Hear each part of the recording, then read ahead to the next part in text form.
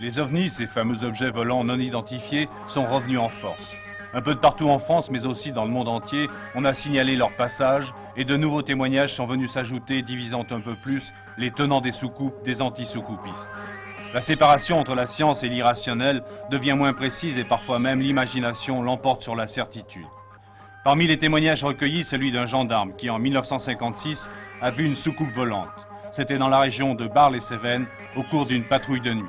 Il raconte son observation d'environ 2 minutes, à moins de 100 mètres. Lorsque nous sommes retournés, nous avons aperçu un engin d'une dizaine de mètres de diamètre, avec des tuyères, environ au nombre de 4, qui se sont refroidis comme un fer rouge qui noircit. Et en même temps, une coupole s'est allumée.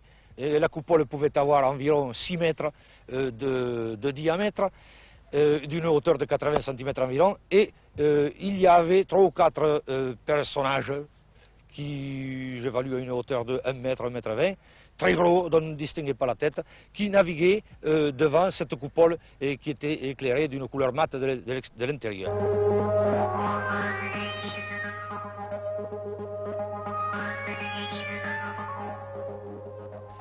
La coupole s'est éteinte, un bruit, un vacarme formidable s'est effectué. Nous avons levé la tête et il est parti, il nous semble qu'il est parti à la verticale. Voyez.